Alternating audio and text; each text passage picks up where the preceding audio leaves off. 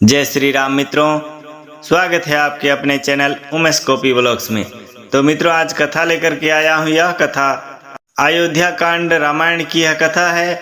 आइए सुनते हैं। माता सीता और भगवान श्री रामचंद्र जी के बीच यह संवाद चल रही है। आइए सुनते हैं दोहा चौपाई के साथ। गुरु श्रुति संवत धर्म फलो पाय अभी नहीं कलेश, हट बस सब संकट सहे, गालव न रहु नरेश, श्यावर रामचंद्र पद जय शरणम। भगवान श्री रामचंद्र जी माता सीता को समझाने लगे, मेरी आज्ञा मानकर घर पर रहने से गुरु और वेद के द्वारा समस्त धर्म के आचरण का फल तुम्हें बिना ही कलेश के मिल जाता है, किंतु हट के वश होकर गालव मुनि और राजा नहुस आदि सब ने संकट ही सहे हैं। ऐसे भगवान श्री राम माता सीता को समझाने लगे। मैं पुनि करी प्रवान पितुवानी, बैगी फिरब सुनु सुमुखी सयानी, दिवस जात नहीं लागहि बारा, सुंदरी सीख वनु सुनहु हमारा। हे सुमुखी, हे सयानी, सुनो, मैं भी पिता के वचन को सत्य करके शीघ्र ही लौटूंगा। दिन जाते देर नहीं लगेगी। हे सुंदरी, हमारा यह सीख सुनो। ऐसे भगवान श्री राम माता सीता से कहने लगी। जो हट करहूं प्रेम बस बामा, तो तुम दुख पावब परिणामा, काननु कठिन भयंकर भारी, घोर घामु हिम बारी बयारी।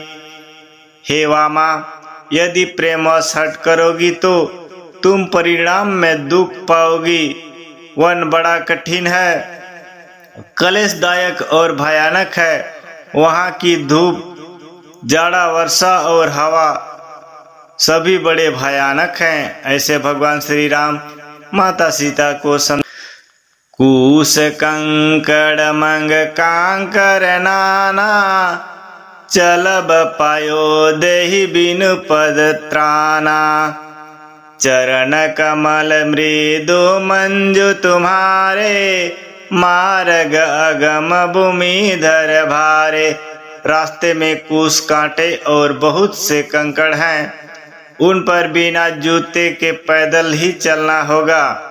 तुम्हारे चरण कमल कोमल और सुंदर हैं, और रास्ते में बड़े बड़े दुर्गम पर्वत हैं। कंदर खोह नदी नद नारे, अगम अगाध न जाहि निहारे, भालू बाग वृक के हरिनागा, करहि नाद सुनि धीरजु भागा।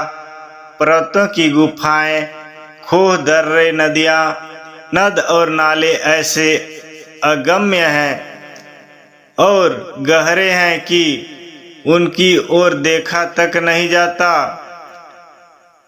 रीछ, बाघ, भेड़िया, सिंह और हाथी ऐसे भयानक शब्द कहते हुए कि उन्हें सुनकर धीरज भाग जाता है। ऐसे कहने लगे भगवान श्री रामचंद्र जी। तो मित्रों, इसी बीच एक दोहा आया है। तब तक के लिए वीडियो को लाइक कर दीजिए। चैनल में पहली बार आए हैं तो सब्सक्राइब कर लीजिए। भूमि शयन बल कलबसना, असनु कंद फल मोल, ते की सदा सब दीन मिलहि, सबयु समय अनुकूल, श्यावर रामचंद्र पद जय शरणम। भगवान श्री राम कहने लगे, जमीन पर सोना, पेड़ों की छाल के वस्त्र पहनना और कंदमूल फल खाकर भोजन करना होगा। और वे भी क्या सदा सब दिन मिलेंगे। सब कुछ अपने अपने समय के अनुकूल ही मिल सकेगा। ऐसे कहने लगे भगवान श्री राम। नर आहार रजनी चर चरही, कपट बेश विधि कोटि के करही। लागिया अति पहार कर पानी, विपिन विपत्ति नहीं जाई बखानी। मनुष्य को खाने वाले निशाचर राक्षस फिरते रहते हैं। वे करोड़ों प्रकार के कपट रूप धारण कर लेते हैं। पहाड़ का पानी बहुत ही लगता है, वन की विपत्ति बखानी नहीं जाती। ऐसे भगवान श्री राम माता सीता को समझाने लगे कि आप वन में मत जाओ। ब्याल कराल बिहग बन घोरा, निशिचर निकर नारी नर चोरा। डर पहि धीर गहन सिधु आए, मृगलोचनी तुम भीर सुभाए। वन में भीषण सर्प, भयानक पक्षी और स्त्री पुरुष को चुराने वाले राक्षसों के झुंड रहते हैं। वन की भयंकरता याद आने मात्र से ही धीर पुरुष भी डर जाते हैं। फिर हे मृगलोचनी, तुम तो स्वभाव से ही डरपोक हो। ऐसे भगवान श्री राम कहने लगे। हंस गवनी तुम नहीं बन जोगु, सुनि अपजसु मोहि देहि लोगु। मानस सलिल सुधा प्रतिपाली, जिय की लवन अयोधि मराली। हे हंस गमनी, तुम वन के योग्य नहीं हो। तुम्हारे वन जाने की बात सुनकर लोग मुझे अपशय देंगे, बुरा कहेंगे। मान सरोवर के अमृत के समान जल से पाली हुई हंसनी कहीं खारे समुद्र में जा सकती है। ऐसे भगवान श्री राम कहने लगे।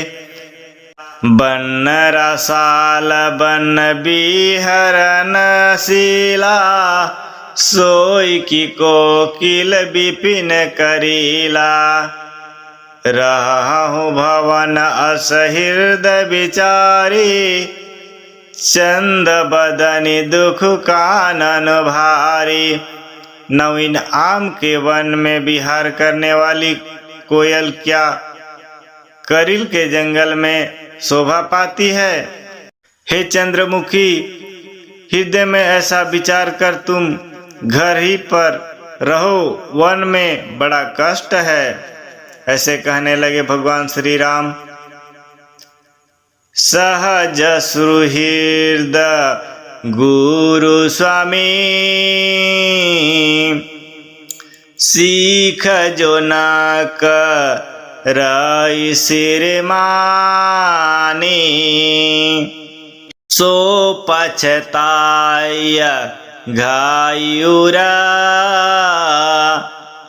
अवसी होई हित हानि।